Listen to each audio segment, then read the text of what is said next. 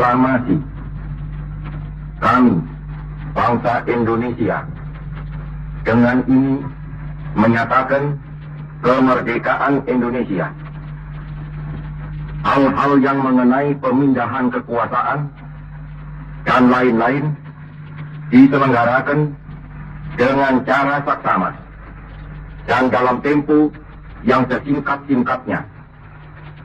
Jakarta, 17 Agustus 1945,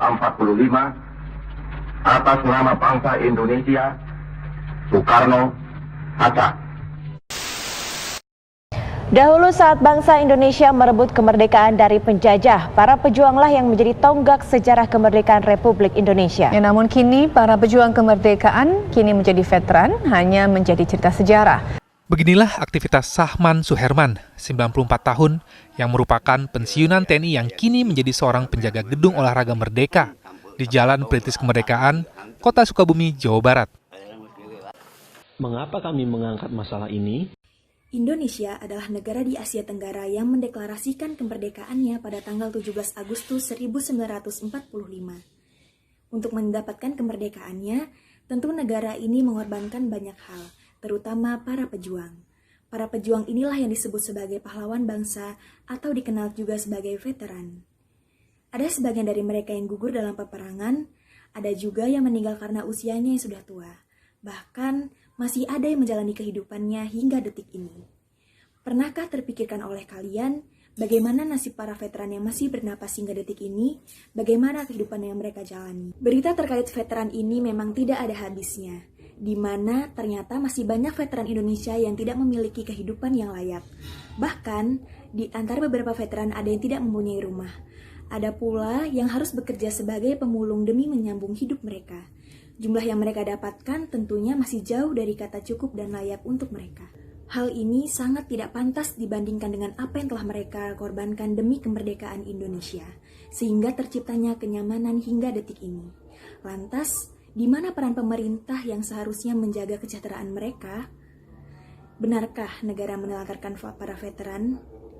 Oleh karena itu, kami berusaha mengkaji untuk mengupas tuntas mengenai permasalahan kesejahteraan veteran, mulai dari regulasi perundang-undangan maupun peraturan yang mengaturnya, hingga realita keadaan di lapangan. Semoga dengan adanya kajian ini dapat membuka mata kita terhadap permasalahan yang sangat nyata namun sering terlupakan. Regulasi pemerintah berkaitan dengan kesejahteraan veteran. Peraturan Menteri Pertahanan Republik Indonesia Nomor 33 Tahun 2017, Bab 4 Pasal 14 Ayat 1 menyatakan bahwa gaji prajurit TNI yang dibayarkan tiap bulan dituangkan dalam suatu daftar pembayaran gaji induk.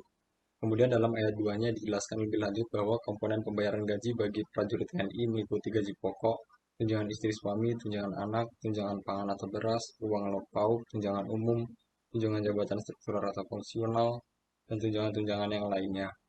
Dari yang sudah dikatakan tadi dapat kita lihat bahwa sudah ada regulasi yang mengatur mengenai kesejahteraan veteran ini. Namun pertanyaannya adalah, apakah seluruh tunjangan yang disebutkan tadi tepat sasaran dan sampai pada veteran? Dan apakah tunjangan tersebut dirasa cukup untuk menghidupi kebutuhan mereka saat ini? Bagaimanakah kenyataan di lapangan?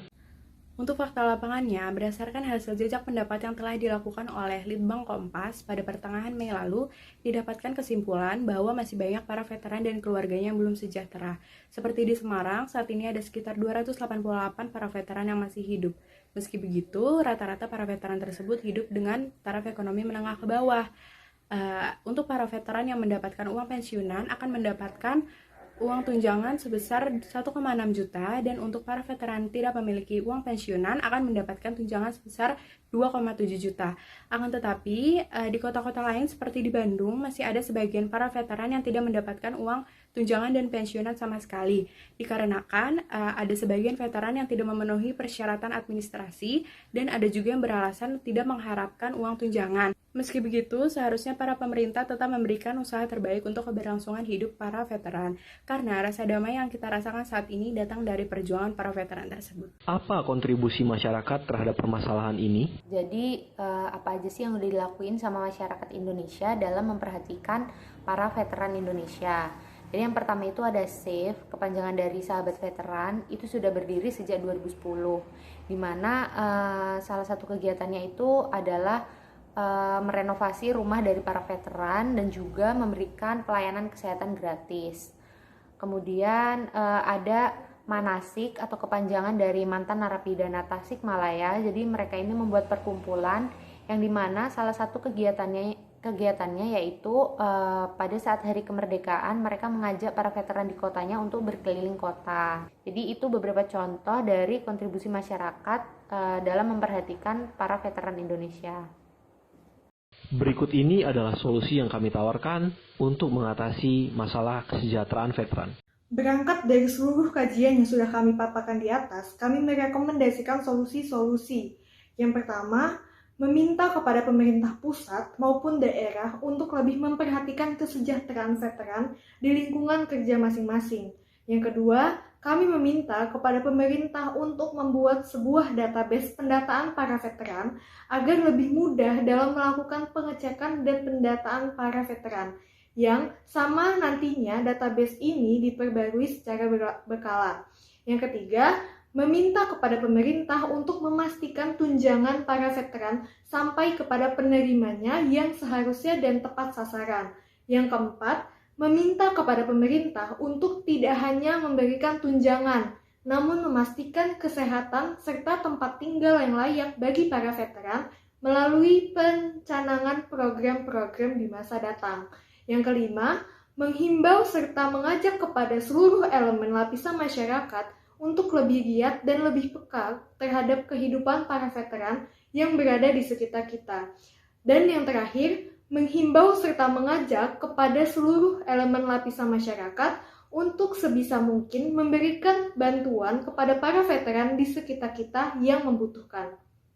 Jadi, apa sih yang kami coba sampaikan?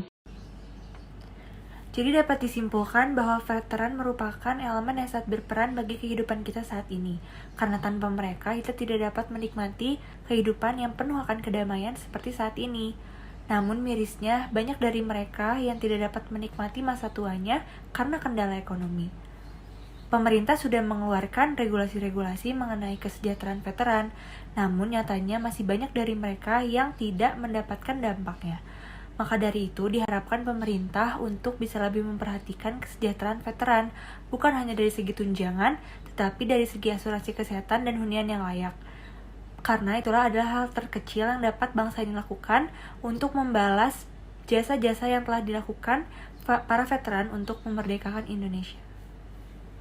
Nah, setelah mendengar seluruh pemaparan dari teman-teman saya tadi, marilah kita bersama-sama membantu para veteran kita di masa sulit seperti ini.